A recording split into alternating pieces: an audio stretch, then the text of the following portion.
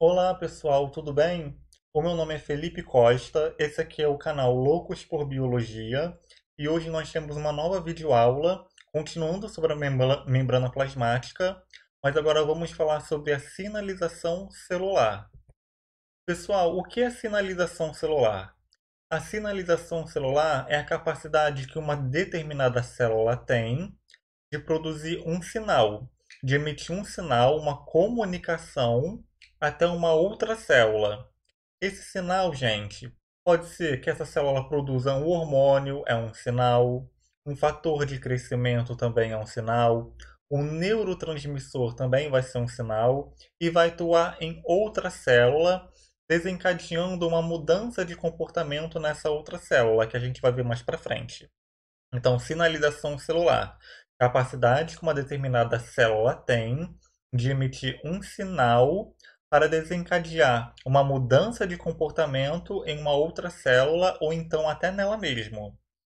Ó, a célula que emite o sinal é chamada de sinalizadora, ou seja, a molécula que está produzindo uma substância que vai atuar nela mesma ou então em uma outra célula, ela é chamada de célula sinalizadora. E a célula que vai receber esse sinal é chamada de célula-alvo, tá? Então, célula sinalizadora, a que produz o sinal, e a célula-alvo que vai receber esse sinal, tá? Então, ó, qual é a função da sinalização?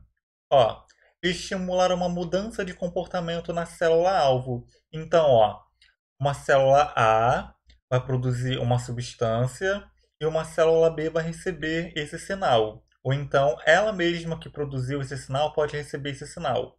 E vai desencadear uma mudança de comportamento na célula-alvo, que pode ser divisão celular, né, proliferação celular, pode induzir a produção de proteínas, dentre outras coisas. Continuando, ó, os ligantes, tá? O que são os ligantes, gente? O ligante vai ser a substância que vai ser produzida pela célula sinalizadora. Esses ligantes podem ser o quê? Como eu já falei, pode ser hormônios, pode ser neurotransmissores. Então, os ligantes são as substâncias que são secretadas pela célula sinalizadora, ou seja, a célula sinalizadora é a célula que está produzindo o ligante. Os receptores, gente. O que vai acontecer? Uma célula ela vai produzir um sinal e vai enviar esse sinal. E este sinal vai ser o quê? Recebido por receptores específicos para esses ligantes. Esses receptores podem ser de dois tipos, ó. Pode ser um receptor de superfície celular ou um receptor intracelular. Receptor de superfície celular vai estar lá na membrana plasmática e o intracelular, como o próprio nome já fala, vai estar dentro da célula, tá? Ó, os ligantes hidrofílicos se ligam aos receptores de superfície. Então a gente pode ter substâncias que são hidrofílicas, tá? Que podem ser um ligante. Esses ligantes hidrofílicos, como eles são hidrofílicos, têm afinidade com a água, eles não passam pela bicamada lipídica. Então, esses ligantes vão se ligar aos receptores de superfície celular, tá? Então, o receptor de superfície celular ele vai estar lá acoplado na membrana plasmática. Uma determinada célula vai produzir um ligante hidrofílico, tá? Que tem afinidade com a água e vai se ligar a receptores de superfície celular. E a gente também tem os ligantes hidrofóbicos. Os ligantes hidrofóbicos são ligantes apolares. Se eles são apolares, ou seja, hidrofóbico, tem medo da água, eles passam pela bicamada lipídica, que também é hidrofóbica. Então, esses ligantes vai passar por dentro da bicamada lipídica e vai poder se ligar a quais receptores? Aos receptores lá intracelulares. Então, esses ligantes hidrofóbicos passam pela bicamada lipídica e conseguem se ligar lá dentro da célula nos receptores intracelulares. Então, receptores de superfície celular vai se ligar com ligantes hidrofílicos. receptores intracelulares vão se ligar a vão se ligar a ligantes hidrofóbicos. Então aqui, ó, super fácil, pessoal. Aqui está falando dos dois tipos de receptores, o de superfície celular e o intracelular. Então, ó, receptor de superfície celular é esse primeiro aqui. Então a gente vai ter aqui, ó, o ligante, tá? Que ele é hidrofílico, e aqui o receptor, ó, é de superfície celular, ó, ele está na superfície da célula. Então, quando eu tenho um ligante hidrofílico, ele vai se ligar aos receptores de superfície celular.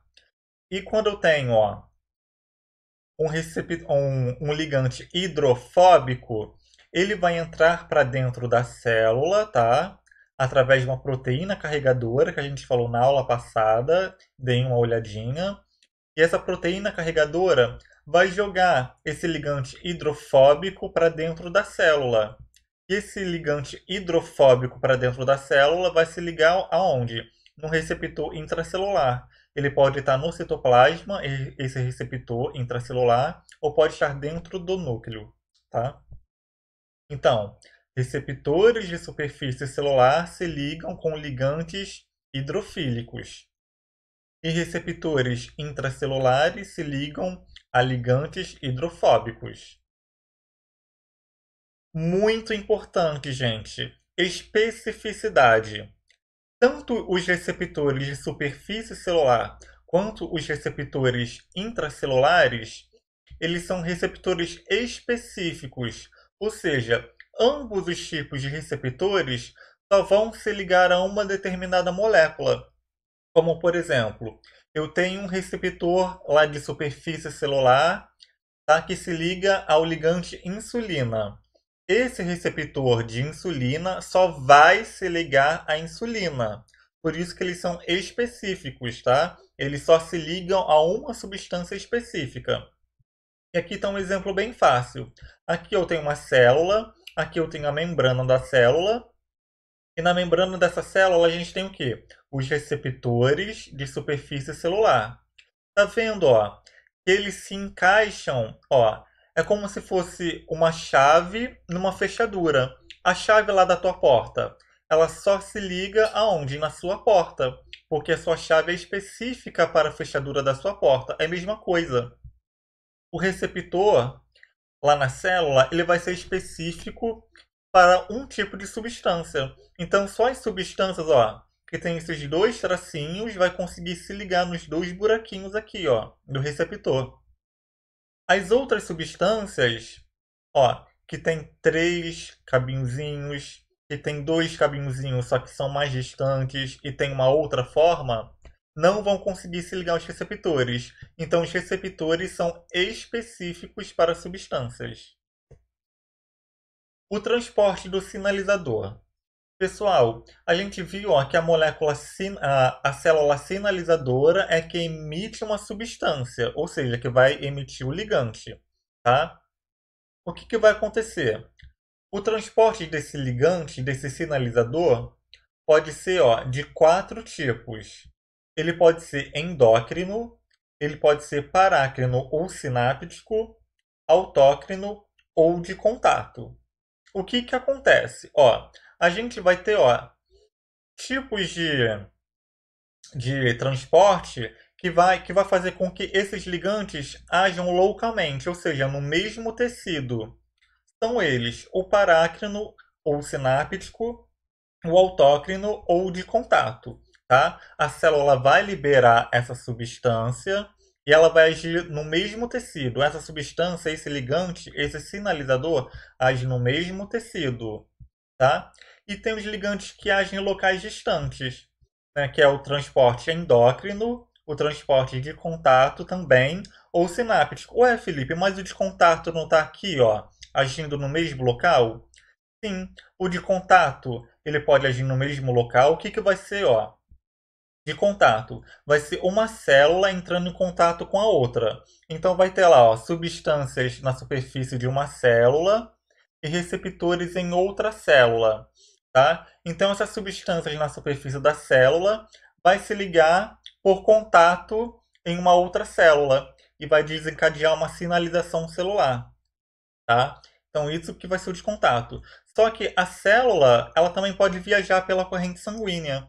Então essa célula pode cair na corrente sanguínea e essa célula viajar para outra parte do corpo e entrar em contato com uma outra célula e desencadear uma resposta celular nessa outra célula. Então, ó, o transporte a sinalização por contato, ela pode agir no mesmo local, ou então ela pode agir, ó, em locais distantes, tá ok? E a sináptica, gente, ela também pode agir no mesmo local, como por exemplo, neurotransmissores, né? Passam, células nervosas passando neurotransmissores de uma célula de um neurônio para outro, ou seja, está agindo no mesmo tecido, no tecido neural. Mas elas também, ó, a gente também sabe que neurônios podem se ligar a células musculares, por exemplo. Então, um neurotransmissor pode passar de um neurônio para uma célula muscular, ou seja, agindo em tecidos diferentes. Então, ó, a sinalização sináptica ela pode agir no mesmo local, tá? Quando ela age em células nervosas, tá? Em neurônios, e também pode agir em locais diferentes, como por exemplo em células nervosas, tá? Vamos ver direitinho. Agora vocês vão entender direitinho, ó. Autócrino, ó. Sinalização autócrina, ó. Ela age no mesmo local. Autócrino age no mesmo local. O que, que vai ser o autócrino? Autócrino é quando eu tenho uma célula que está produzindo um sinalizador, um ligante, e esse ligante vai agir na própria célula. Aqui. A própria célula que secretou ele vai ter receptores na superfície dela que vai se ligar, ó, a esses ligantes que ela mesmo secretou. Então isso é autócrino, é um transporte autócrino. O parácrino, gente. Ó, parácrino também age no mesmo local. A gente vai ter uma célula produzindo ligante, liberando esse ligante, e esse ligante vai se ligar a receptores específicos em uma célula que está próxima. Então, parácrino, uma célula secreta ligantes que vai agir numa célula do mesmo tecido, uma célula que está próxima, uma célula adjacente. Então, célula secretora, célula-alvo adjacente, que está próxima. Ou seja, tanto o autócrino quanto o parácrino vai o quê? Agir no mesmo tecido, vai desencadear uma resposta celular no mesmo tecido. E aqui, ó, o endócrino, gente. O endócrino, ele está classificado aonde, ó? Está classificado, ó, aqui, que age em locais distantes, ó, endócrino. Por quê, gente? Por exemplo, o pâncreas, ele vai secretar uma substância na corrente sanguínea, ó, vamos supor que isso aqui é células do pâncreas. Tá, ó, jogando, ó, hormônios para a corrente sanguínea, tá? E esse hormônio vai ser, ó, transportado para todo o corpo e vai agir, ó, numa célula-alvo distante. Então, ó, autócrino e parácrino agem localmente no mesmo tecido, sendo que o parácrino vai agir na própria célula que secretou o ligante, o autócrino. O parácrino, ele vai secretar o ligante que vai agir numa outra célula próxima. E o endócrino vai secretar hormônios que vai cair na corrente sanguínea. E esses hormônios vão que se ligar em receptores de célula que estão distantes, tá ok? Pessoal, aqui, ó, o exemplo do diabetes, ó. O que que a gente tem aqui? O que que é diabetes, gente? O diabetes tipo 1 é quando, por exemplo, o pâncreas ele não produz mais insulina. Então, o que vai acontecer, ó? Aqui, a gente tem um receptor de insulina, ó, receptor de insulina. Aqui, ele está inativado. Quando a insulina ele se liga nesse receptor, ele é ativado, ó. Não estava ligado com a insulina, estava inativado. Se ligou a insulina, ativou. Quando a insulina se liga a um receptor de insulina, vai desencadear uma mudança, uma série de comportamentos lá dentro da célula, como por exemplo a expressão de genes, não é? Que vai fazer o quê? Com que essa célula produza, ó, o GLUT4. O que que é o GLUT4? O GLUT4 é um receptor de superfície celular que se liga com a glicose. Então, o GLUT4 é um receptor de superfície celular que faz a glicose entrar dentro da célula. Então, ó, a insulina primeiro se liga ao receptor dela de insulina, que é só específico para a insulina, e vai fazer com que o GLUT4 ele seja expresso aqui, ó, na superfície da célula, fazendo com que a glicose entre. Então, quando a pessoa tem diabetes, ela não produz insulina. Se ela não produz insulina, o receptor de insulina não vai ser ativado. E se o receptor de insulina não ser ativado, o GLUT4 também não vai ser ativado e nem produzido. Então a glicose não vai entrar dentro da célula. Então, ó, foi um erro na sinalização celular. Não é? A falta de um ligante, ó, a falta da insulina não, fez com que a proteína, o receptor de insulina não fosse ativado. Então é um erro na sinalização celular. Quando falta um receptor ou quando falta um ligante, não é desencadeado comportamento dentro da célula. No caso, ó, da insulina, qual é o comportamento que ela induz dentro da célula? A expressão de GLUT4, a produção e ativação do GLUT4. Então, isso que é sinalização celular.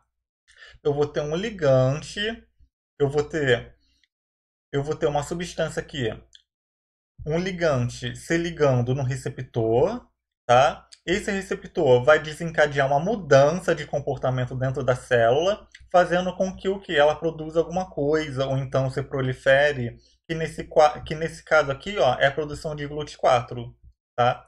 Então, na diabetes, diabetes tipo 1, a pessoa não produz insulina, não vai ativar o receptor de insulina e não vai ter o quê? A produção de GLUT4. Então a glicose não entra dentro da célula, causando a diabetes tipo 1. Pessoal, muito importante, o que é o glicocálix? Gente, a gente já viu nas outras aulas que a membrana plasmática ela é constituída de fosfolipídios e proteínas. Mas ela só tem isso na superfície dela, lá na membrana plasmática? Não. A gente também tem um glicocálix. O que é o glicocálix? O glicocálix vai ser o quê? Vai ser o conjunto de glicoproteínas e glicolipídios. O que são glicoproteínas? Glicoproteínas é proteínas que estão ligadas a glicídios, ou seja, em carboidratos. E glicolipídios são lipídios que estão ligados com glicídios, ou seja, com carboidratos. Quando a proteína não está pura, por exemplo, a proteína está ligada com glicídio formando a glicoproteína, eu falo que essa proteína ela é conjugada, tá? Então, proteína se ligando com glicídios, eu formo glicoproteínas, tá? E lipídios se ligando com glicídio, eu formo glicolipídios. E o conjunto de glicolipídios e o conjunto de glicoproteínas e glicolipídios forma o glicocálix lá na superfície celular. E qual é? Aqui, ó, explicando direitinho. Aqui eu tenho glicolipídios, ou seja, ó, um glicídio ligado ao lipídio. E aqui eu tenho o quê? Uma glicoproteína. Uma proteína ligado a um glicídio, a um carboidrato. E qual é a função do glicocálix, gente? Simples. Ó, as glicoproteínas e os glicolipídios, ou seja, o glicocálix, servem como antígenos que reconhecem organismos invasores. Ou seja, o que vai acontecer? Por exemplo, eu tenho lá uma bactéria que invadiu meu corpo e essa bactéria vai ter lá o glicocálix dela, vai ter as glicoproteínas e os glicolipídios lá na superfície dela, lá na membrana plasmática. Esse glicocálix da bactéria é diferente do glicocálix do ser humano.